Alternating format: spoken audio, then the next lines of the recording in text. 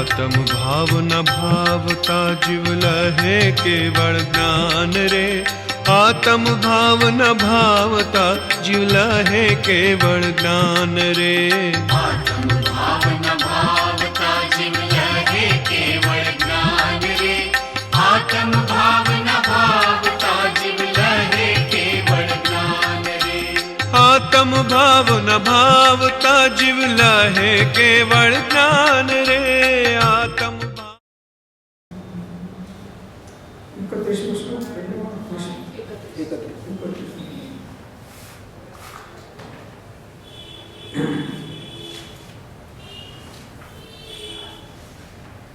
पुण्यं कुरुष्व कृत पुण्यं मुनिदशोऽपि नो उपद्रवो विभवति प्रभवे च मुक्त्यं सन्तापयन् जगदशेषं शीतरश्मिः पद्मेषु पश्य विदधाति विकासलक्ष्मीम्।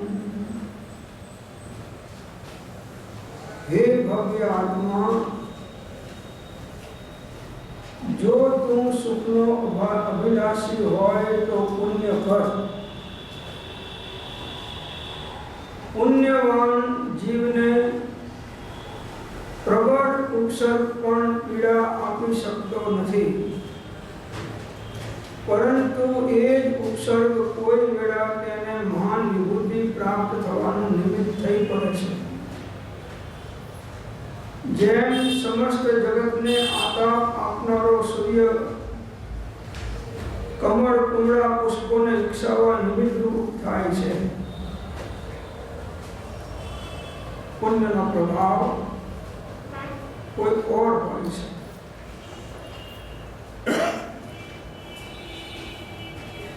तो जो आचार्य भगवान कैसे हे भव्य आत्मा,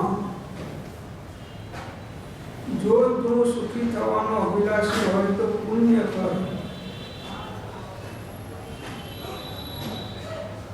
पुण्यना उदयनी अंदरना अनेक विघ्नो होय ए स्वयं दूर થઈ જાય છે। બધી અનુકૂળતાઓની પ્રાપ્તિ થાય છે, પ્રતિકૂળતાઓ બધી નષ્ટ થઈ જાય છે। પુણ્યના ઉદયમાં જીવને વિતરાગ દેવ, નિર્ગુણ ગુરુ અને એમનો પ્રવૃત્તિનો ધર્મ એ પણ એને પ્રાપ્ત થઈ જાય છે। ઉત્તમ ક્ષેત્ર, ચોથો આરો, વજ્રક્ષનારા સહનન, આ બધું પુણ્યના પ્રતાપે પ્રાપ્ત થાય છે। તમને જે આ શાસ્ત્રો સાંભળવા મળે છે એ પણ પુણ્યનો ઉદય હોય તો મળે છે। નહીં તો ઘણા જીવો છે પણ કોઈને આ રુચિ થતી નથી, નવરા છે તોય, અને બીજા કામવાળા છે એમને એ ઉદયમાં અનુકૂળતા નથી આવતી, એટલે આવું પુણ્ય માંડ 2-5% જીવોનું હશે કે જેને આવા દેવ ગુરુ શાસ્ત્રનું અવલંબન, તપ, ત્યાગ અને મહાવ્રત અણવ્રત અંગીકાર કરવાના ભાવ, આ અનેક સત સાધનો મળવા અને એમાં રુચિ થવી અને એને અનુરૂપ પુણ્યમય ભાવ કરવા એ ઉત્તરોત્તર પરમ દુર્લભ છે। સુખ જોતું હોય, લૌકિક સુખ, ભૌતિક સુખ પણ પુણ્યથી મળે છે, અને અલૌકિક સુખ, મોક્ષનું સુખ तो शुद्ध उपयोग थी મળે છે। एक धर्म से, एक व्यवहार धर्म से, एक निश्चय धर्म से। व्यवहार धर्म थी भौतिक सुखो અને ભૌતિક બધી અનુકૂળતાઓ પદાર્થોની મળે છે, અને નિશ્ચય સાધના દ્વારા, રત્નત્રયની સાધના દ્વારા મોક્ષના સુખની પ્રાપ્તિ થાય છે। धर्म, व्यवहार धर्म पण सुखનું કારણ છે અને નિશ્ચય ધર્મ પણ સાચા સુખનું, અતિન્દ્રિય આનંદનું કારણ થાય છે। બાકી જગતની બધી પ્રવૃત્તિઓ પાપમય છે। સંસારી ગ્રહસ્થ જીવો જે કંઈ 24 કલાક પ્રવૃત્તિ કરે છે એ પ્રાય 99% ઉપરની પાપમય હોય છે।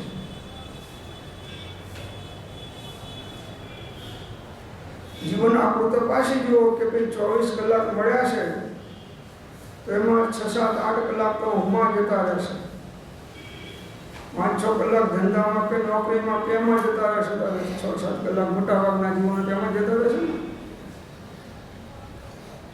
પછી ખાવામાં, પીવામાં, નાહવામાં, ધોવામાં, મોબાઈલના વાતો કરવામાં, ટીવી જોવામાં, છાપુ વાંચવામાં, એમાંય કેટલા જાય. ટૂંકમાં કેટલા કલાક તમે આમાં કાઢો છો એટલું ગણો તો બહુ છે. કેટલા કલાક કાઢીએ છીએ આપણે દિવસમાં? નવરા છીએ તોય આપણે માંડ 1-2 કલાકમાં તો થાકી જઈએ છીએ. કૃપાળુદેવે શું કહ્યું છે? નિવૃત્તિવાળા જીવો માટે જો કૃપાળુદેવને માનો છો પણ કૃપાળુદેવનું માનતા નથી. 1 પ્રહર ભક્તિ કર્તવ્ય, 1 પ્રહર વિદ્યાભ્યાસ અને 1 પ્રહર ધર્મ કર્તવ્ય. આ સાવકો માટે છે, મુનિઓ માટે નહીં. મુનિઓ માટે તો 24 કલાક સાધના છે.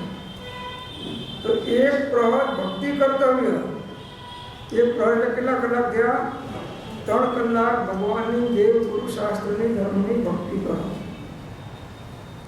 નિષ્કામ ભાવ પૂર્વક.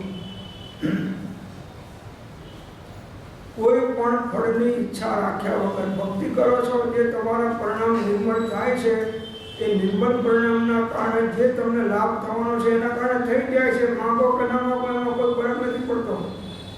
માંગવાથી ઉપરથી સંકલેશ પરિણામના કારણે ઓછું મળે છે.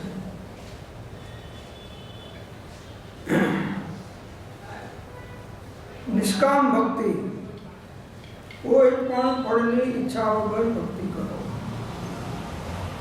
વ્યવહાર ભક્તિની વાત ચાલે છે. પછી એ વ્યવહાર ભક્તિ નિશ્ચય ભક્તિમાં, પરાભક્તિમાં ટ્રાન્સફર થાય એ પ્રકારની હોવી જરૂરી છે. આત્મા અને પરમાત્માનું એક રૂપ થઈ જવું એ પરાભક્તિ છે, છેવટની પરાભક્તિ છે. એમ કહ્યું ને?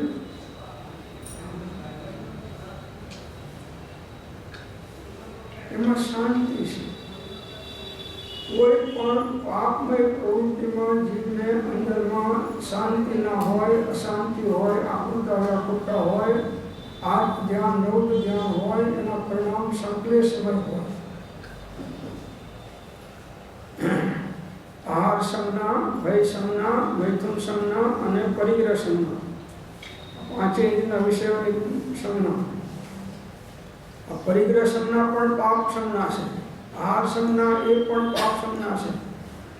ભય સંજ્ઞા એ પણ પાપ સંજ્ઞા છે. તો પ્રાય જગતના જીવો આ 4 સંજ્ઞાઓને આધીન થઈને વર્તે છે. એમાં અનેક પ્રકારના પેટા વિભાગમાં સૂક્ષ્મ સૂક્ષ્મ બધા ઘણા વિભાગો હોય છે.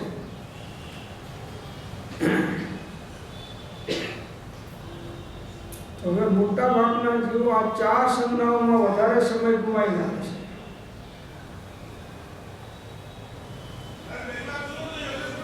ટીવી જોવો છો એ પણ ઇન્દ્રિય વિષયોની ગુલામી છે, નેત્ર ઇન્દ્રિયની ગુલામી છે. 5 ઇન્દ્રિયના વિષય તો છે. માટે આત્માનું કલ્યાણ ઈચ્છતા હોય તો અસત પ્રવૃત્તિઓ, પાપમય પ્રવૃત્તિઓ, જેનાથી પાપમય ભાવ થાય છે એવા નિમિત્તો પણ છોડો અને એવી પ્રવૃત્તિઓ પણ છોડો, કાર્યો પણ છોડો અને ભાવોને પણ છોડો. આચાર્ય ભગવાનનો બોધ છે. દરેક જ્ઞાનીઓનો આ જ બોધ છે.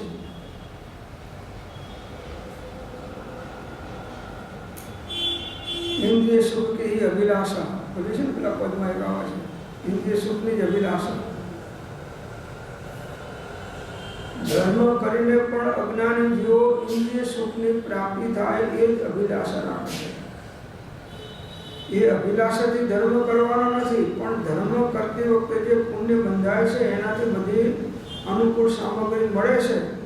અને જેનો ધર્મનો લક્ષ્ય હોય છે એને એવી સામગ્રી પૂરપાટ રાજા મહારાજા ચક્રવર્તીઓ તો ખૂબ મળી, છતાંય એ બધી મૂકીને સર્વસંગ પરિત્યાગ કરીને નીકળી જાય છે.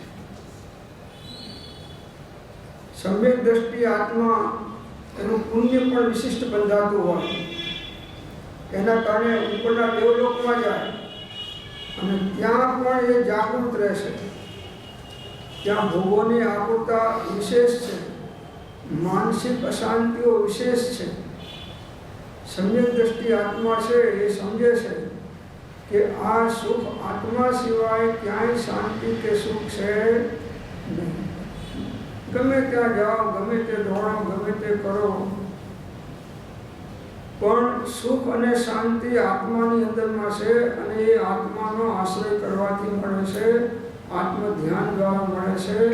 આત્મધ્યાન આત્મજ્ઞાન હોય તો થાય છે અને આત્મજ્ઞાન સાચા તત્વોની શ્રદ્ધા હોય તો બને છે.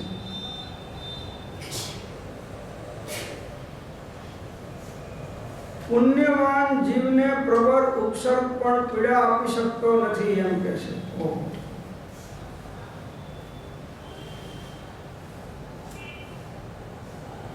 સુદર્શન શેઠ સૂર્ય ઉપર ચડાયા, શું થઈ ગયું? સિંહાસન થઈ ગયું. કોનો પ્રતાપ? પુણ્યનો પ્રતાપ. પુણ્ય તમારું રક્ષણ કરે છે અને પાપનો ઉદય આવે ત્યારે ઇન્દિરાને જેમ બેદસિંહે ગોળી મારી, એનો ચોક્કસ જ હતો એનો રક્ષક, અને રક્ષક ભક્ષક બન્યું. રક્ષક ભક્ષક બન્યું. પુણ્ય હતું ત્યાં સુધી બધું બરાબર હતું, પુણ્ય પતી ગયું એટલે વાત પૂરી થઈ. તો એવો પુણ્યનો સ્ટોક કરો કે છેક મોક્ષે જાઓ ત્યાં સુધી એ તમને સહાયક બને. સંવેદ દ્રષ્ટિ જીવોને એ ઊંચા દેવલોકમાં જાય, પાછા મનુષ્યમાં આવે, પાછા દેવલોકમાં જાય, પાછા મનુષ્યમાં આવે. આ 2, 5, 7, 8 ભાવ બાકી હોય એમાં આટલું જ આવે અને 12માં એ અનુકૂળ, અને પછી સર્વસંગ પરિત્યાગ કરીને નીકળી અને પોતાની સાધના દ્વારા કેવળ જ્ઞાનને લઈને મોક્ષે પહોંચી જાય છે. પ્રબળ ઉપસર્ગ પણ પીડા આપી શકતો નથી. સીતાજીને અગ્નિના કુંડમાં અગ્નિ પરીક્ષા આપવાનું કહ્યું તો સીતાજીએ રામને એટલું કહ્યું કે લોકોના કહેવાથી તમે આ કામ કર્યું, પણ હવે ધર્મને ના છોડતા, મને છોડીને વાંધો નહીં પણ ધર્મને છોડશો નહીં એમ.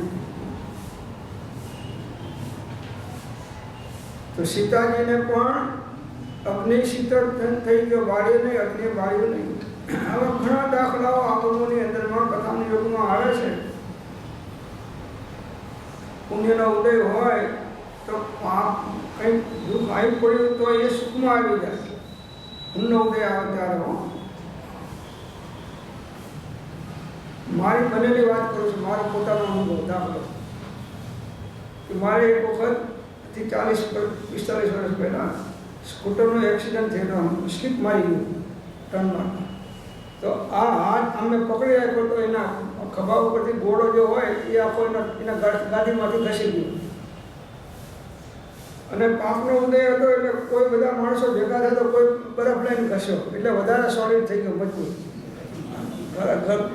માલિશ થાય એના પણ એને બરફ ઘસ્યો વધારે. હાર્ડવેર પાસે ગયો, એને ખૂબ મહેનત કરી પણ એ ઘોડો ગાડીમાં ચડ્યો નહીં. 12 મહિના સુધી આ તકલીફ રહીને મારો હાથ આટલો થાય, આખો ઊંચો ના થાય, આખો ઊંચો ના થાય. 12 મહિના સુધી આ રહ્યું. આ ઉદય હતો પાપનો.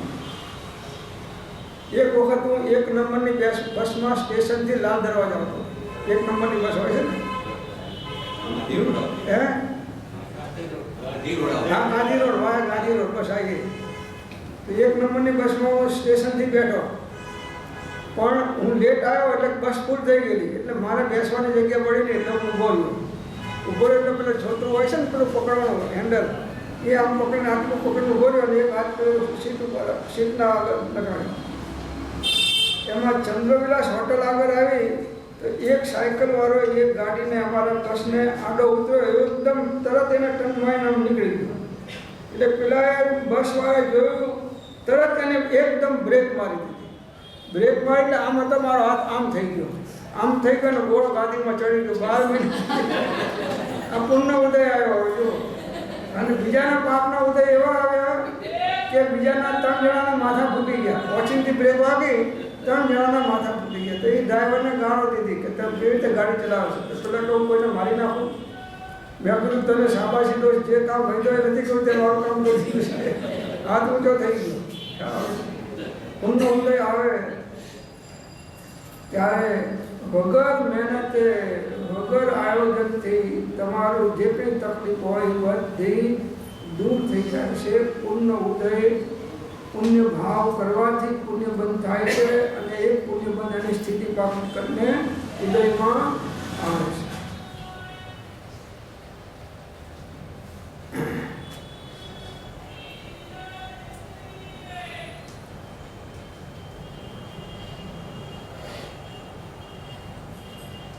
પુણ્યવાન જીવને મરણાંત ઉપસર્ગમાં પણ કેવળ જ્ઞાનની પ્રાપ્તિ થાય છે. એવા કંઈક દ્રષ્ટાંતો આગમમાં મૂક્યા છે, બનેલા બધા સાચા.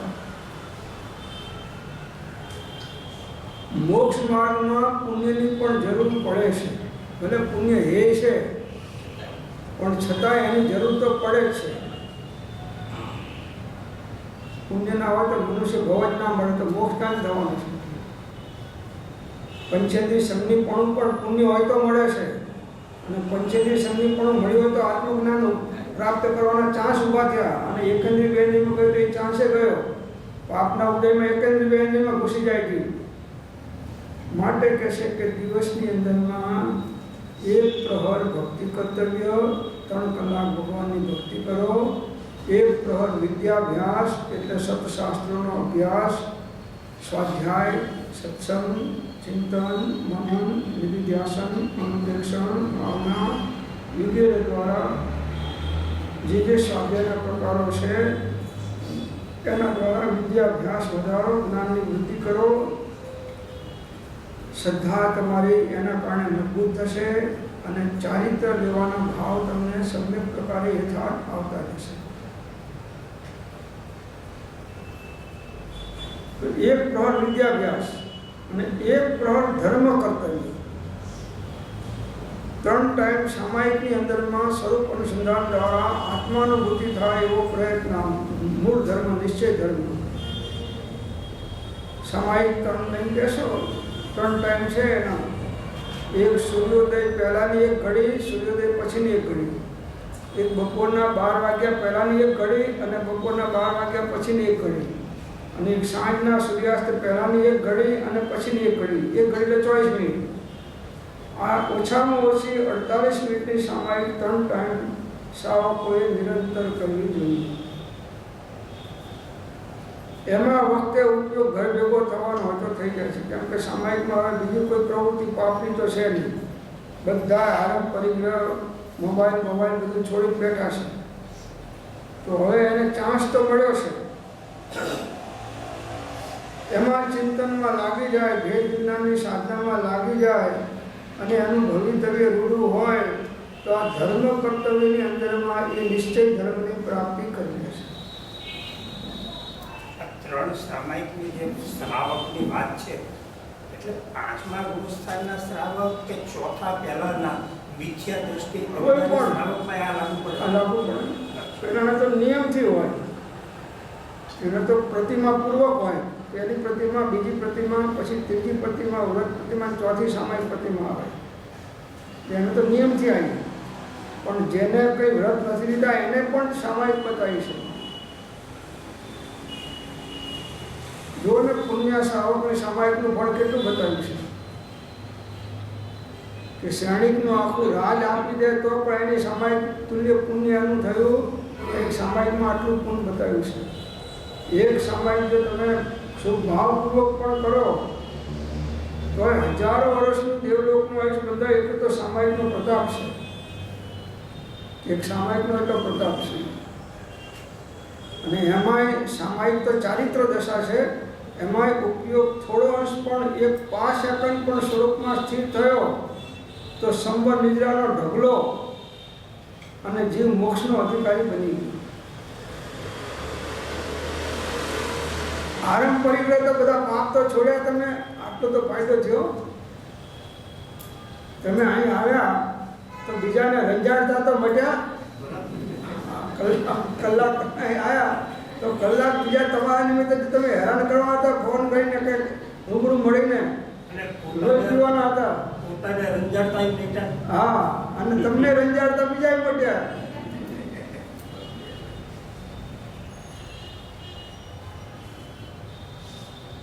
તો વધારે સમય સામાયિક મૌન, ધ્યાન, ચિંતન, પરમાત્માની ભક્તિ, સ્વાધ્યાય એવા કોઈ પણ સત સાધનનું અવલંબન લઈ અને પોતાનો કિંમતી સમય એમાં લગાડો. મનુષ્ય ભાવનો સમય બહુ કિંમતી છે. કેટલો કિંમતી છે કે ચક્રવર્તીની સમસ્ત સંપત્તિ આપી દો તો પણ મનુષ્ય ભાવના એક સમય એના કરતાં વધારે કિંમતી છે જો ધર્મ કાર્યમાં કાઢે તો, નહીં તો કુટી બદામ નથી એમ કીધું છે.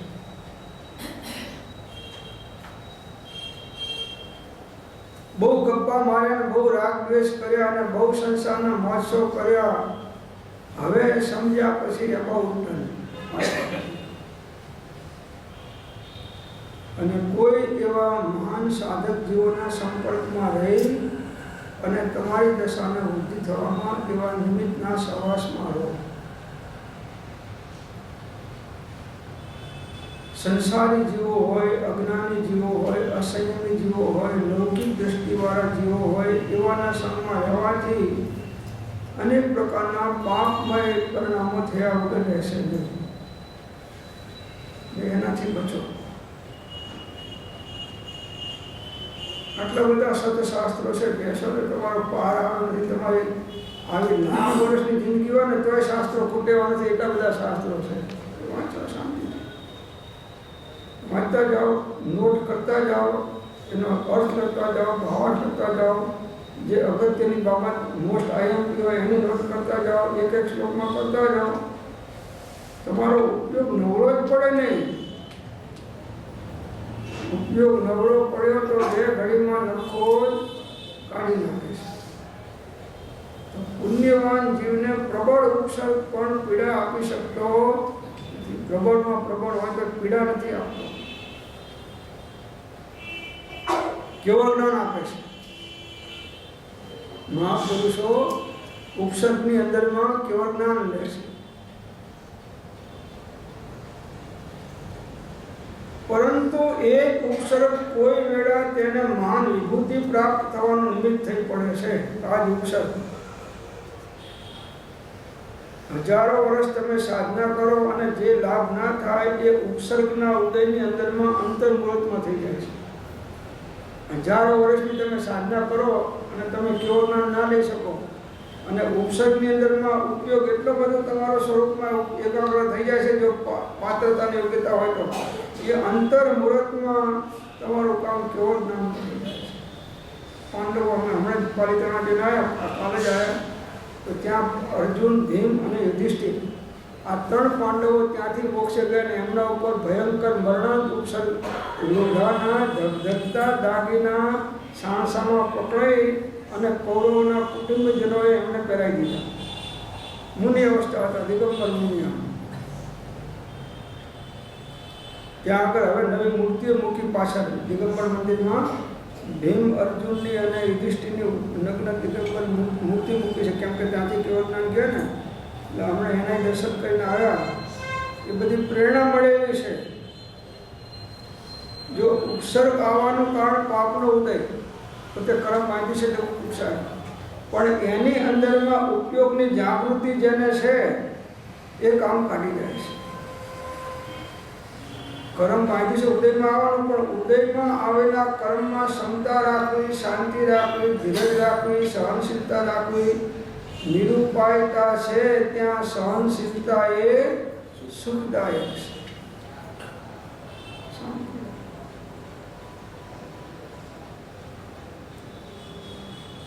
દુઃખના ઉદયમાં હજીએ ભગવાન સાંભળે, પણ આ પુણ્યના ઉદયમાં સાંભળવા હોય તો બહુ અઘરા છે. બધું પૂરપાટ, બધી અનુકૂળતા હોય, મળતા હોય તો એમાં ટાઈમ સાહેબ મરવાનો ટાઈમ નથી. એટલું બધું વધારે બીજી છું હું. કઈ વાંધો નહીં, મર્યા પછી ટાઈમ કાઢજે યાર. પછી તો ટાઈમ કાઢીશ ને, પછી ટાઈમ જ કાઢવાનો છે. એકલા જન્મ મરણ કરવાના ટાઈમ કાઢવાના છે. પછી અત્યારે મરવાનો ટાઈમ નથી. પછી આ મિથ્યાત્વનું ફળ તો પરંપરા નિબોધ છે. નિબોધમાં એક શ્વાસ લે અને મૂકે એટલે કેટલા વાર મરવાનું જન્મવાનું, એના માટે ટાઈમ કાઢવાનો. અહીં તને મરવાનો ટાઈમ નહોતો, હવે તારે મરણના જ માટે ટાઈમ કાઢવાનો, કાયમ માટે. અનંત કાળ નીકળી જાય ત્યારે નિબોધમાંથી નીકળીને બે ઇન્દ્રિયમાં જીવમાં એક ઇન્દ્રિયમાંથી નીકળીને આવી શકે. તમે કેટલા પુણ્યના ઢગલા ઉપર બેઠા છો એનો વિચાર કરો.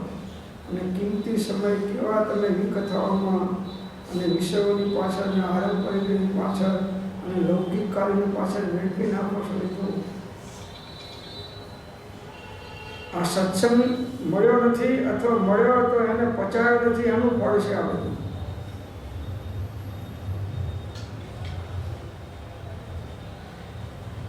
અહીં તો ભેટો થાય બીજું જોવે, પ્રભુશ્રી જેવું રાખવાનું. ભેટો થાય આત્મા સિવાય હવે કંઈ નહીં. જે આવવું હોય તો આવે, જવું હોય તો જાય. ये मेवाड़ के राजा को रानी को लड़का होवे तो भी आनंद घन को क्या और नहीं होवे तो भी आनंद घन को એમ કોઈના માટે અટકવા જેવું નથી. ઘરવાળા હોય કે બહારવાળા હોય, અનુકૂળ વર્તતા હોય કે પ્રતિકૂળતા હોય, પાપના ઉદય હોય કે પુણ્યના ઉદય હોય, બધાની અંદરમાં કાર્ય તો એક જ ઉપયોગને સ્વરૂપ સન્મુખ કરવાનું છે. એ ના થઈ શકે તો દેવ ગુરુ ધર્મની ભક્તિમાં સ્વાધ્યાય व्यवहार से जिन देव है निश्चय से है आप, यही वचन से समझ ले जिन प्रवचन की इच्छा. टाइम बगाड़ो, घर में गप्पा नहीं मारो, बाहर में पर ध्यान रखो. कोलसानी कोठरी में तमने कोलसा दिखावा ले गया हो અને સફેદ કપડા પહેર્યા હોય તો કેટલું કાળજી રાખો. તો એની ધૂળ ઉડશે તો એ દોડશે. એમાં કુટુંબ રૂપી કાજલની કોટડી કહી છે. એમાં 100મો હિસ્સો હોય જે સર્વસંગ પરિત્યાગમાં થવાનો, એવો 100મો હિસ્સો અહીં નથી થવાનો. ધર્મ બેઠા થઈને કોઈ આયા સગાવાળા વેવાઈ મળવા આવ્યા. હવે વેવાઈને તો દીકરી આપી છે એના ઘરે, ના હાચવી તો પછી દીકરી જોખમમાં આવી જાય. હવે દીકરી એની નથી ને, વેવાઈ એનો નથી ને, દેહ એનો નથી, પણ બધાને હાચવવા માટે એ આત્માને અધોગતિમાં જાય એવી કથાઓ કરે છે. કોઈ આવે એમાં મજા નથી. કોઈ તમને મળવા આવ્યો એટલે સમજો કે આ તમારો કિંમતી સમય વેડફાઈ ગયો. આટલી જાગૃતિ રાખવાની છે. સત્સંગ અને અસંગ આ બેમાં વધારે સમય જાય. અસંગતાની અંદરમાં આત્મધ્યાનની વૃદ્ધિ કરો અને સત્સંગની અંદરમાં આત્મધ્યાન થાય એવું બળ મેળવો.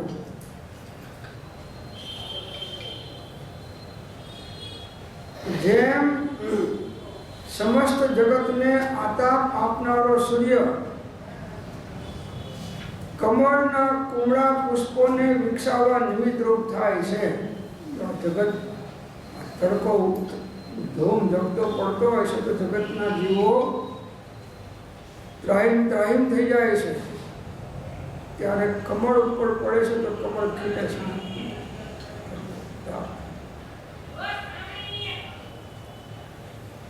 એમ તપ દ્વારા આત્મા નિર્મળ થાય છે. તપ દ્વારા જેમ સોનું અગ્નિ દ્વારા શુદ્ધ થાય છે, એમ તપ દ્વારા આત્માની નિર્જરા થાય છે, નિર્મળ થાય છે. તપસા નિર્જરા ચ. અને મોટામાં મોટું તપ એ ધ્યાન અને ઈચ્છા નિરોધ છે. મોટામાં મોટું તપ કયું? ધ્યાન અને ઈચ્છાઓનો નિરોધ એ મોટું તપ છે. જેટલી ઈચ્છાઓ કરશો એટલું તમારું દુઃખ અને આકુરતા વ્યાકુરતા વધવાની. જેટલી જરૂરિયાત વધારશો એટલી ઈચ્છા વધવાની. ઈચ્છા વધવાની એટલે આ પ્રકારના આકુરતા વ્યાકુરતા વધવાની. એટલે હે જીવ ક્યા ઈચ્છત હવે હૈ ઈચ્છા દુઃખ મૂલ, જબ ઈચ્છા કા નાશ તબ મિटे अनादि.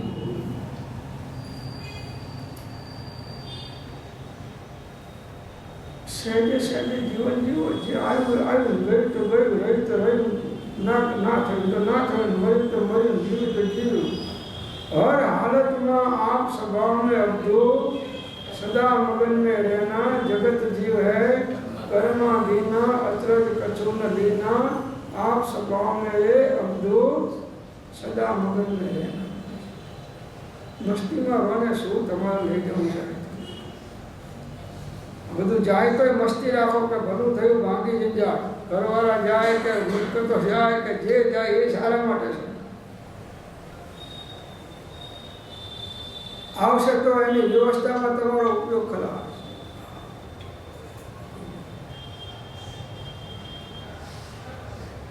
કોઈ તમને ₹1,00,000 ડોનેશનનો ચેક આપ્યો તો જમા આવી ગયા. હવે આ ₹1,00,000 શું કરવું ફિકર તમારે. ક્યાં ક્યાં કેટલા વાપરવા. સંસ્થામાં તો ટ્રસ્ટીઓને કે બધા જે હોય બધા અધિષ્ઠાયકોને બધાને. પ્રભુ શ્રી આશ્રમ બાંધીને આશ્રમથી ભાગી ગયા. ભાગી જવું પડ્યું. બ્રહ્મચારી ત્યાં બે નહીં.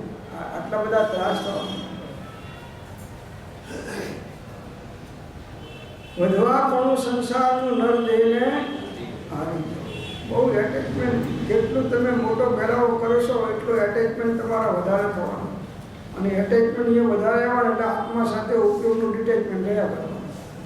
બસ એટેચમેન્ટ જરૂર છે.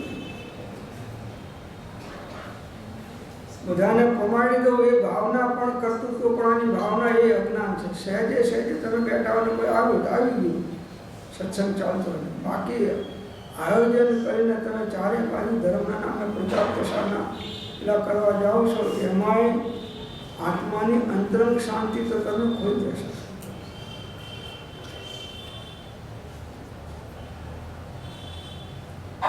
એટલે આતાપ આપનારો સૂર્ય કમળના પુષ્પને વિકસાવવા માટે નિમિત્ત રૂપ થાય છે. સમસ્ત જગતને આતાપ આપે છે પણ કમળને વિકસાવવામાં નિમિત્ત થાય. એમ પરમાત્માની ભક્તિથી મનના તાપ અને ઉતાપ બધાએ નીકળી જાય છે. નિજ આત્મ સ્વરૂપ મુદા પ્રગટે મન તાપ ઉતાપ તમામ મટે. અતિ નિરજરતા વરદામ ગ્રહો ભજીને ભગવંત ભગવંત ભજીને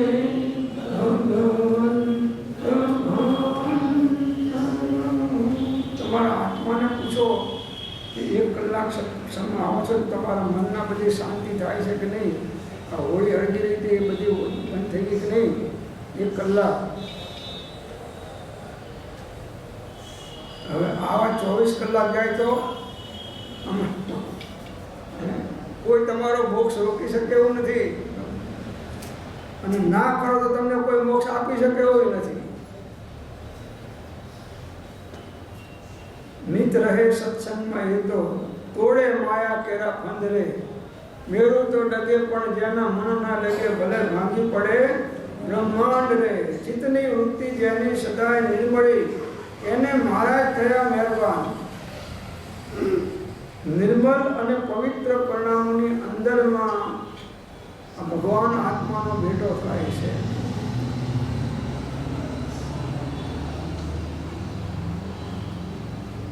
માટે કૃપાળુદેવની આજ્ઞા માનતા હોય, કૃપાળુદેવને માનતા હોય તો એમની આજ્ઞા પ્રમાણે 1 પ્રહર ભક્તિ કર્તવ્ય, 1 પ્રહર વિદ્યાભ્યાસ અને 1 પ્રહર ધર્મ કર્તવ્ય 9 કલાક તમે કાઢો.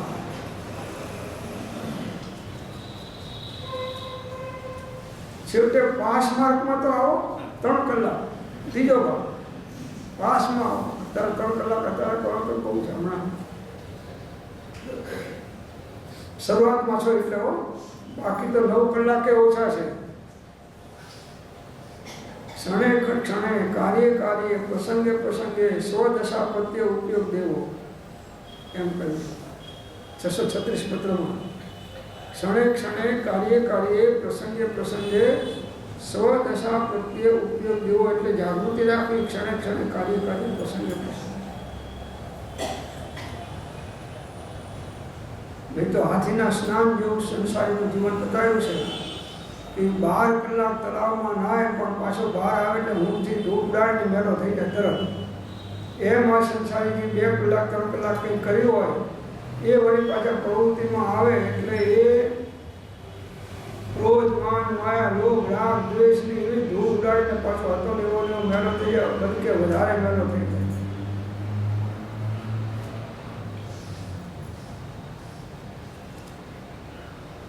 રક્ષણ કરનારું તમારું પુણ્ય છે અને મોક્ષમાં લઈ જનારો તમારો શુદ્ધ ઉપયોગ છે.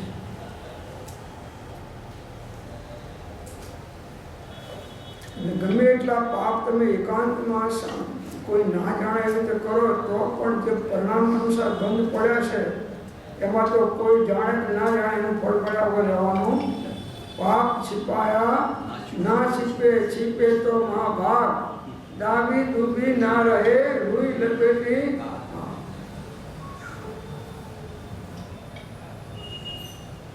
આગળનો શ્લોક કહેશે 32મો હવે नेतायस्य बृहस्पति प्रहरणं वज्रसुराः सैनिकाः स्वर्गो दुर्गम अनुग्रह खलु हरे रे रावण वारणः इत्याश्चर्य बलावन्त्यपि बल भिन्नग्न परैः संघरे तद्व्यक्तं ननु दैवमेव शरणं दिग् वृथा पौरुषम्. સરસ વાત આવી કે બૃહસ્પતિ જેવો જેનો મંત્રી છે આ ઇન્દ્રોની વાત ચાલે છે. દેવોના ઇન્દ્ર જેનું મહાન પુણ્યનો ઉદય છે એની વાત ચાલે છે કે બૃહસ્પતિ જેવો જેનો મંત્રી છે વજ્ર જેવું જેને શસ્ત્ર છે. વજ્ર હોય તો મોટા પર્વતોને તોડી નાખે આખા દુનિયા ઉત્તર પર્વત નાખે એવું વજ્રનું શક્તિ હોય છે. આવું શસ્ત્ર ઇન્દ્ર પાસે હોય છે વજ્રનું. બૃહસ્પતિ જેવો મંત્રી દેવ જેના સૈન્ય વિશે સૈનિક છે. દેવો સૈનિકો ઘંટાકણ બધા તમારા સૈનિકો એમ કહે છે. મણિ ભદ્રને બધા પદ્માવતી બધા હો બધી દેવીઓ દેવો બધા 64 કરોડ દેવો તમારા સૈનિકો સેવકો 64 કરોડ. સ્વર્ગ જેનો કિલ્લો છે જો અભેદ કિલ્લો કોઈ ભેદી શકે. આ પૂર્ણ ઉદય એ બતાવે છે. આવાને પણ કહે છે કે જ્યારે ઉદય આવે છે ત્યારે તકલીફમાં મુંબઈ જાય છે એ બતાવે છે. સ્વર્ગ જેને કિલ્લો છે હરિનો જેને પૂર્ણ અનુગ્રહ છે. હરિ હર બ્રહ્મ આ એક પ્રકારના દેવ પાપને હરે અને પુણ્યને લાવે એવા હરિ એનો પૂર્ણ અનુગ્રહ છે. અને ઐરાવત જેને હાથી છે ઇન્દ્રને ઐરાવત હાથી હોય એવા અનુપમ અને આશ્ચર્યકારક બળ સહિત જે ઇન્દ્ર તે પણ સંગ્રામ વિશે શત્રુઓથી પરાભવ પામ્યો તો અન્યનું શું કહેવું. શત્રુઓ પાસે રાવણ ઇન્દ્રને પણ જીતી લીધો. રાવણે આટલું બધું હતું છતાં રાવણને જીતી લીધો ઇન્દ્રને.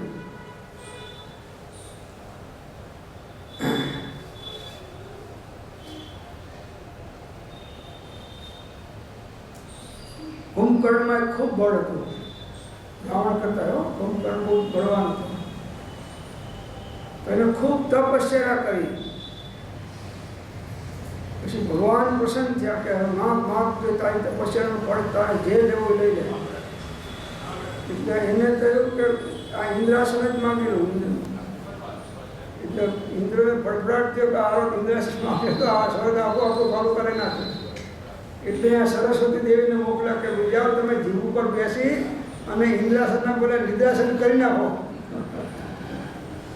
અને ઇન્દ્રાસનના બદલે નિદ્રાસન માંગ્યું અને તથાસ્તુ કીધું ભગવાનને. એ જિંદગી સુધી 6 મહિના સુધી 12 મહિના સુધી ઊંઘ્યા.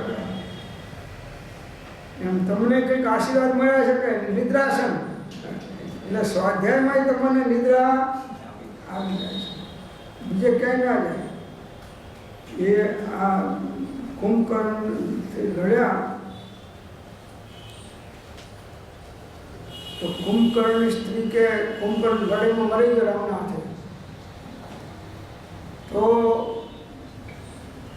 એની સ્ત્રી ભગવાન પાસે આવી, રામ પાસે. ભગવાન, હવે મારે કોનો હશે? મારે પતિ તો તમે મારી નાખો, મારો કોનો હશે?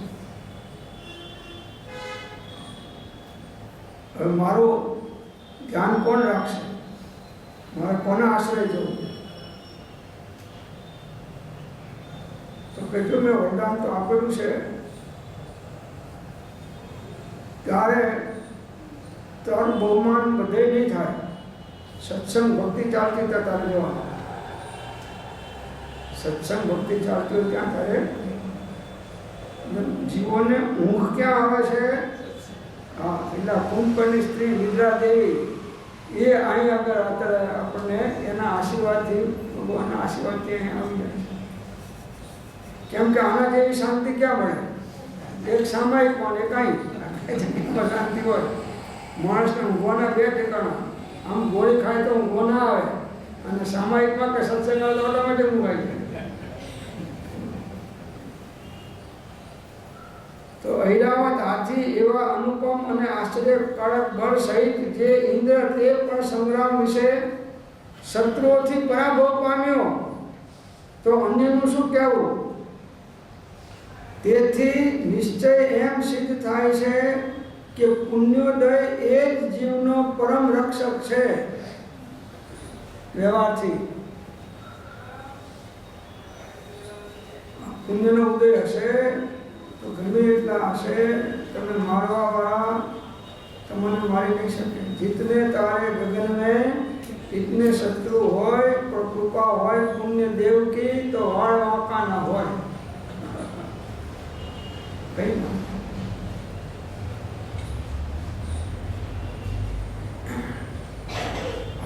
દાઉદ ઇબ્રાહિમ એનો પૂર્ણ ઉદય ચાલે છે. આટલું આખા હિન્દુસ્તાન આખું અને કેટલાય દેશોના બધા એને પકડવા માટે પ્રયત્ન કરે છે. ગમે ત્યારે એનું પૂર્ણ પતવાનું તો છે, પણ અત્યારે એનું પૂર્ણ ઉદય ચાલે છે.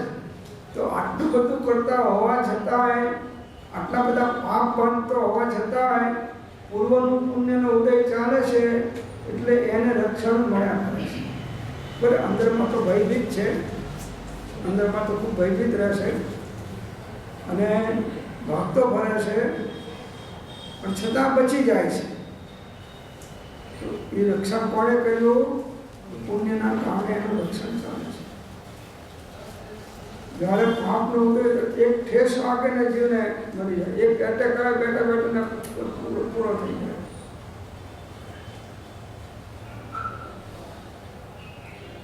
पाप का उदय हो जब पुण्य हो क्षीण दाजे वन की लाकड़ी प्रजरे आपको आप मुकेशन आलोचना बोली. पुण्य क्षीण होता है, उदय होता है पाप, दाजे वन की लकड़ी प्रजले आपको आप. तो आ जीवનું વ્યવહારથી રક્ષણ કરનાર પુણ્ય છે. દેવ ગુરુ ધર્મને મેળવી આપનાર નિમિત્તોને, આ ઉત્તમ નિમિત્તોને મેળવી આપનાર પુણ્ય છે. તમને બધી ધર્મની કરવાની અનુકૂળતા કોણ કરી આપે છે? પુણ્ય કરી આપે છે.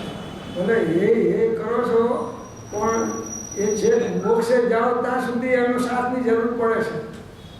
મોક્ષે જાઓ ત્યાં સુધી એનો સાથ જરૂર છે. આ વજ્ર સુખ નારાસન કોના કારણે મળે છે? પુણ્યના કારણે મળે છે. તો એમ કે બધા એમ કેમ નથી કહેતા કે શ્રદ્ધામાં ભલે એ છે પણ ચારિત્રની અંદર એ નથી? એવું ક્યાંય નથી આવતું. અને શ્રદ્ધામાં એ હોય તો ચારિત્રમાં એ રહે જ, પણ છતાંય એનો આટલો પ્રતાપ છે, એનું ગુણગાન પણ ગાઓ. કેમ કે તમે શુદ્ધમાં તો જઈ શકવા નથી, અને શુભને હે કરશો તો પછી અશુભમાં તો મહા હે છે. સમયસારમાં લીધું છે કે પ્રતિક્રમણ 20 કુંભ છે તો અપ્રતિક્રમણ તો મહા 20 કુંભ છે. સમયસારમાં જ લીધું છે કે પ્રતિક્રમણ જો 20 કુંભ છે તો અપ્રતિક્રમણ એ તો મહા20 કુંભ છે. અને એ તો 20 કુંભ તો મુનિઓ માટે છે એમ, આ બીજા લોકો માટે નથી. ના, બીજા માટે 20 કુંભ જ છે. પ્રતિક્રમણ માત્ર 20 કુંભ જ છે. સાવકો પ્રતિક્રમણ કરે છે કે નહીં? એને વ્યવહાર પ્રતિક્રમણ તો 20 કુંભ જ છે. વ્યવહાર પ્રતિક્રમણ છે એ શુભાશ્રમનું કારણ છે, અને નિશ્ચય પ્રતિક્રમણ છે સંબંધ મોક્ષનું કારણ છે. અને નિશ્ચય પ્રતિક્રમણ રત્નત્રધારી મુનિ સિવાય કોઈ કરી શકે નહીં, કે જ્ઞાની હોય એ કરી શકે, બીજા કોઈ કરી શકે નહીં. એ અપેક્ષા છે. પણ સાપેક્ષતા ચૂકી જાય તો એકાંત આવી જાય, અને એકાંત દ્વારા જીવ પોતાનું નુકસાન કરી નાખે. સાપેક્ષતા અને છોડવું પડતું નથી. તમને અંદરમાં ઉપયોગ તમારો સ્વરૂપમાં સ્થિર થયો, શુદ્ધ ઉપયોગ કર્યો, ઓટોમેટિક છૂટી ગયું. એ કહેવાની જરૂર નથી, એ ઓટોમેટિક એ થઈ જાય છે. એ છે એને ક્યારેય શુદ્ધ ઉપયોગ થતો નથી. આત્માનો આશ્રય કરવામાં એ ઉપાધિના વિકલ્પ છોડો અને આત્માનો આશ્રય કરો તો એના આશ્રય બધું જ જે મળવાનું છે મળશે, નીકળવાનું છે નીકળશે. એટલે ક્યાં સુધી પૂર્ણ ઉદય જરૂરી છે? કે જ્યાં સુધી જીવનો ઉપયોગ શુદ્ધ ઉપયોગમય ના થાય ત્યાં સુધી ઉપાધિ છે. અને જ્યારે ઉપયોગ આત્મામાં જાય છે ઓટોમેટિક એના હાથે છૂટી જાય છે. છોડવો પડતો, શુભ ઉપયોગને છોડવો પડતો નથી, અશુભ ઉપયોગને છોડવો પડતો નથી. તમે શુભ ઉપયોગમાં આવો એટલે અશુભ ઉપયોગ છૂટી જાય છે, અને શુદ્ધ ઉપયોગમાં આવો તો શુભ ઉપયોગ છૂટી જાય છે. બસ છે જ છે. હવે આવ્યા વગર જો એ માનો અને કરો તો હવે તમારા માટે ત્રીજો અશુભ ઉપયોગ રહ્યો, તો એ તો મહા નુકસાનનું કારણ છે. અને 24 કલાકમાં તમે જુઓ તો ખરા તમે કયા ઉપયોગમાં રહો છો, એ તો તમારું તો વિશ્લેષણ નિરીક્ષણ કરો, ખ્યાલ આવશે. તો પુણ્યોદય વિના નિષ્ફળ એવા પુરુષાર્થને ધિક્કાર છે. પુરુષાર્થને પણ ધિક્કાર. પુરુષાર્થ ગમે એટલો કરે પણ પુણ્યનો ઉદય ના હોય તો કંઈ કામ કરતું નથી. પુરુષાર્થ ઘણો કરે. મોક્ષ માર્ગમાં બંનેની જરૂર છે. પુણ્યના ઉદયની પણ જરૂર છે અને પુરુષાર્થની જરૂર છે. પુણ્યનો ઉદય ના હોય તો પુરુષાર્થ પણ કાર્યકારી થતો નથી. તમારું કામ દુકાન ખોલવાનું છે, આ પુરુષાર્થ તમે કર્યો, ઘરેથી નીકળ્યા ટાઈમસર દુકાન ખોલ્યો, પણ ગ્રાહક લાવવાનું કામ પુણ્યનું છે, પુરુષાર્થનું નથી. ગ્રાહકને લાવવાનું કામ કોનું છે? પુણ્યનું છે. એટલે કથનચિત હે છે, કથનચિત ઉપાધિ છે. સાધવા દ્રષ્ટિ છે. કથનચિત કોઈ અપેક્ષાએ હે છે, કોઈ અપેક્ષાએ ઉપાધિ છે. કથનચિત વ્યવહારથી ઉપાધિ છે, નિશ્ચયથી હે છે. ચારિત્રમાં બાકી તો શ્રદ્ધામાં તો હે જ છે, એમ જ ને? શ્રદ્ધામાં તો હે છે, સમ્યક દ્રષ્ટિને શ્રદ્ધામાં તો હે જ છે, પણ છતાં સમ્યક દ્રષ્ટિ પુણ્યની પ્રવૃત્તિઓ કરે છે, પુણ્યકારી ભક્તિ કરે છે કે નથી કરતા?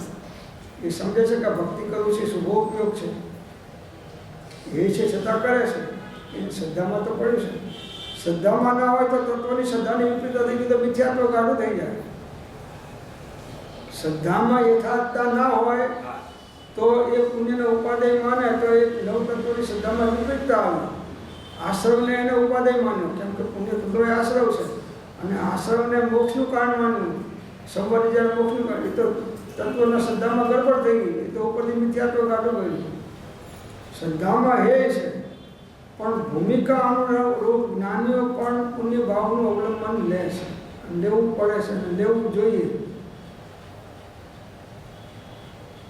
તો પુણ્યોદય વિના નિષ્ફળ એવા પુરુષાર્થને ધિક્કાર છે. ગમે એટલો પુરુષાર્થ કરો પણ પુણ્ય ઉદય ના હોય તો કંઈ મળતું નથી. અને પુણ્યનો ઉદય તો વગર પુરુષાર્થે પણ મળે છે, વગર પુરુષાર્થે પણ મળે છે. પરમાર્થ માર્ગને એને લખ્યો તો કરવો પણ ના કરે તો મળી જાય. રાજાના ત્યાં છોકરો જન્મ્યો, એને શું પુરુષાર્થ કરે? એનું નામ ગાદીમાં લખાઈ ગયું. તમારા ત્યાં છોકરો જન્મ્યો, તમે ઇન્કમ ટેક્સનો તમારા છોકરાના નામ ચોપડે ભાગીદારમાં લઈ ગયું. હવે જે નફો થાય એના ખાતામાં જમે થાય છે કે નહીં, એનો માલિક ખરો કે નહીં, એને શું શું પુરુષાર્થ કર્યો? પુણ્ય લઈને આવ્યો છે. પુણ્ય લઈને આવ્યા છે.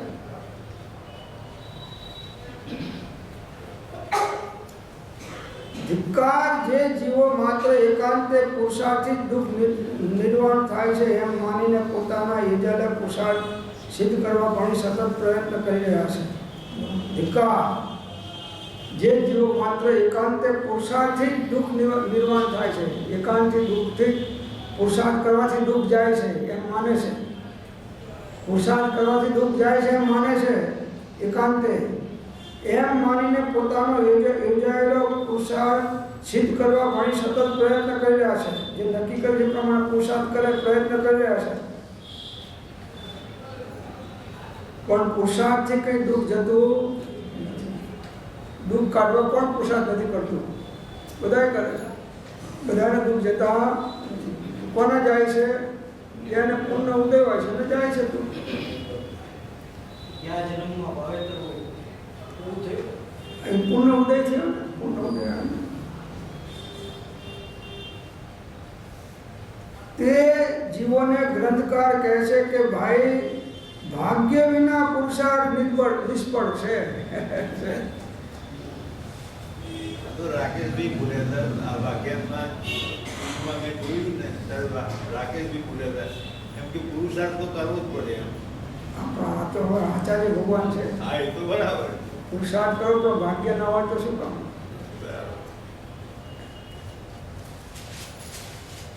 એટલે સર કે ભાગ્ય હોય તો પુરુષાર્થ કરી લે, પુણ્યમાં જાગૃતિ. પણ કાર્ય જે અનુકૂળતા મળે છે પુણ્યના કારણે, પુરુષાર્થના કારણે. એ બરાબર. અને મોક્ષ પુરુષાર્થથી મળે છે, પુણ્યથી નહીં. મોક્ષમાં પુણ્ય નિમિત્ત થાય છે અને પુરુષાર્થ મુખ્ય છે. અને સંસારના પદાર્થો મેળવવામાં પુણ્યની મુખ્યતા છે, પુરુષાર્થની ગૌણતા છે. સાપેક્ષ બેની સાપેક્ષતા રાખવાની. બે માણસો આ પુણ્ય અને પુરુષાર્થમાં ઝઘડા કર્યા. પોલીસ વાળા એને પૂરી દીધા જેલમાં. રાજા પાસે લઈ ગયા કે સાહેબ આ કહે છે કે પુણ્યથી મળે છે, આ કહે છે કે પુરુષાર્થથી મળે છે, આનો ન્યાય કરો. તો કે અમને 2 અઠવાડિયું પૂરી રાખો બધાને, ન્યાય અઠવાડિયા પૂરી થશે. બેન પૂરી એક જ જેલમાં, બે અંધારી જેલ. પુરુષાર્થ વાળો કહે છે કે ભાઈ હવે ખાધા વગર તો ચાલશે કેમ? આ તો 4 દિવસથી તો ખાધું નથી. કદાચ કંઈ મળી જાય તો અંધારામાં ફાંફા મારો, કદાચ મળી જાય તો ફાંફા મારે. એમાં એક ડબ્બામાં 2 લાડવા રાખેલા રાજાએ, એક ડબ્બામાં 2 લાડવા રાખેલા. તો આને પુરુષાર્થવાળાને પડતો હાથ ત્યાં લાગ્યો અને એના હાથમાં આવ્યું કે 2 લાડવા છે, સુંદર લાડવા છે, એ મોટા લાડવા. અડધો ખોવ તો ધરી જાય એવું છે, એવા મોટા લાડવા, સરસ છે. એને તો લીધા લાડવો કાઢ્યો. હવે એને પેલાની તૈયારી કે તમે તો મારો મિત્ર તો છે, આ તો અમારી નાની બાબતમાં વિરુદ્ધ થઈ ગયું એટલે થયું. હવે હું ખોઉં, મારો ભગવાન ના ખાય તો નકામું છે. એટલે એને બોલાવે કે 1 લાડવો તું અને 1 લાડવો હું કહું, આપણે 2 લાડવા તો છે. ગુનાની સજા તો 2 ભોગવી. તો પેલાને લાડવો મળ્યો, આને લાડવો મળ્યો. તો એકને પુરુષાર્થથી મળ્યો, એકને પુણ્યથી મળ્યો. પણ પુરુષાર્થવાળાને પુણ્ય હતું ત્યારે મળ્યો. 4 દિવસ પુણ્ય નહોતો તો ના મળ્યો, 5મા દિવસે મળ્યો. અને પેલા પુણ્યના ઉદયવાળાને જ્યારે પુણ્ય ઉદય આવ્યો ત્યારે જ મળ્યો, એને પણ ત્યારે જ મળ્યો. તો પુરુષાર્થ કરવા છતાંય પુણ્યનો ઉદય હોય તો મળે છે. પુરુષાર્થ કરે પણ પુણ્યનો ઉદય હોય તો ના હોય તો નથી. બધાના દાખલા કંઈક તો સિદ્ધાંત તો બધાના માટે સરખો છે ને, સિદ્ધાંતમાં શું ફેરફાર? તો એ કહે છે કે ભાગ્ય વિના પુરુષાર્થ નિષ્ફળ છે, પરંતુ પુણ્યના ઉદયમાં જ પુરુષાર્થ કાર્યકારી છે. પુણ્યનો ઉદય હોય તો જ પુરુષાર્થ કાર્યકારી છે. એ જ વાત છે. પુણ્યોદય સિવાય પુરુષાર્થ ઈચ્છિત સિદ્ધિ આપતો નથી. પુણ્યના ઉદય ના હોય તો પુરુષાર્થ તમે ગમે એટલી સિદ્ધિની ઈચ્છા કરી આ મળતી. અહીં અન્ય સંપ્રદાયના દ્રષ્ટાંતે આચાર્ય મહારાજ સમજાવે છે. બીજાના ઉદાહરણમાં લખ્યું છે કે 33 કોટી દેવોમાં પણ બળવાન એવો ઇન્દ્ર, 33 કરોડ દેવતાઓમાં ઇન્દ્ર બળવાન, એ પણ સંગ્રામને વિશે દૈત્યથી પરાભવ પામ્યો. રાવણને દૈત્ય, અન્ય દર્શનમાં રાવણને દૈત્ય કહ્યો છે અને આ જૈન દર્શનમાં એને ભાવિ તીર્થંકર કીધો છે. ભાવિ તીર્થંકર અત્યારે એના પુત્ર હજી બાળે છે. દશેરાના દિવસે હજી બાળે છે. આટલો બધો ખાર માણસનો ચડી ગયો. કરોડો વર્ષો થઈ ગયા એને, કરોડો વર્ષો, તો હજી એનો ખાર માણસોનો છૂટતો. અને તમારું તો કંઈ બગાડ્યું નથી રાવણે, તોય બાળો. વળી જૈન ગ્રંથમાં પણ એક પાઠાંતરિક દ્રષ્ટાંત છે કે એ ઇન્દ્ર નામના વિદ્યાધરે પોતાના રાજ્ય શાસનમાં મંત્રીનું નામ તો બૃહસ્પતિ, 4 દિશાના પ્રાંતના 4 સુબેદારો અને 4 લોકપાલ અને રાજ્યસભાને ઇન્દ્રસભા એવી સંજ્ઞા આપી હતી. એમ પોતાના વિપુલ બળથી ગર્વિત થઈ પોતાને સાક્ષાત ઇન્દ્રસમ માની રહ્યો હતો. પોતાના રાજ્યમાં પણ ઇન્દ્રલોક દેવી રચના કરી હતી. એવો એ વિપુલ પુરુષાર્થ સંપન્ન વિદ્યાધર પણ રાવણથી પરાભવ પામ્યો. આ જૈન કથામાં અલગ પદ્ધતિથી મૂક્યું છે. પહેલા અન્ય દર્શનોમાં અનંત આપ્યું છે. રાવણથી પરાભવ પામ્યો. તો પુણ્યને મુખ્યપણે કાર્યકારી જાણીને પુણ્ય સાધન કરવું એ જરૂરી છે. અને આ રાવણ પણ રામથી પરાભવ પામ્યો. અને પુણ્ય વધી ગયું તો એ રામથી પરાભવ પામ્યો. ઇન્દ્ર ના જીતી શક્યા, એને રામે જીતી. પુણ્ય ઉદય આમાં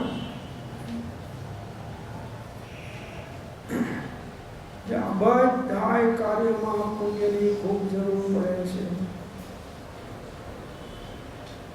માટે શુદ્ધો ઉપયોગ કરો તો પુણ્ય કરવાની કોઈ જરૂર નથી.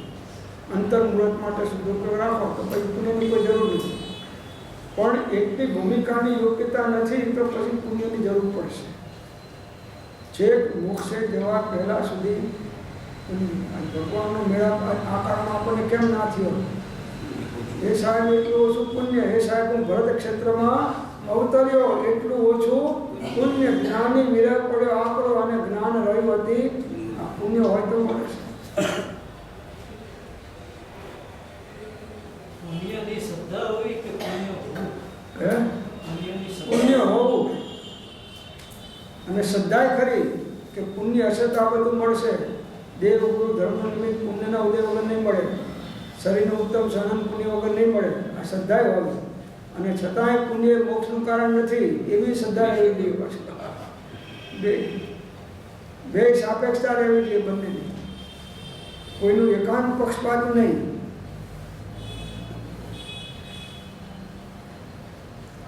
તમારા દીકરા હે કે ઉપાડે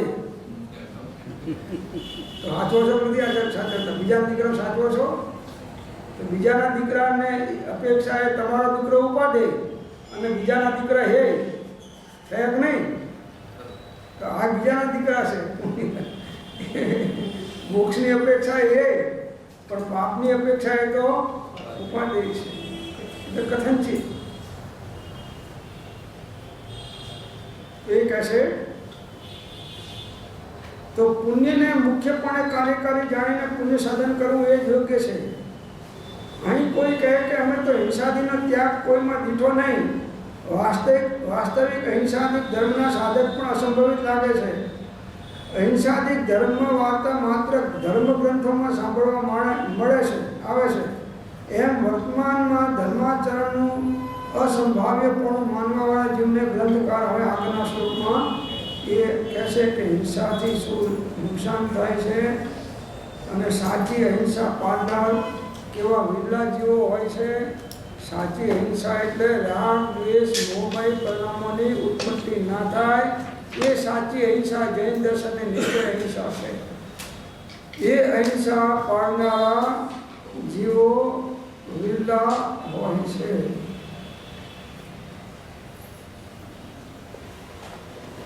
ઓમ શાંતિ શાંતિ.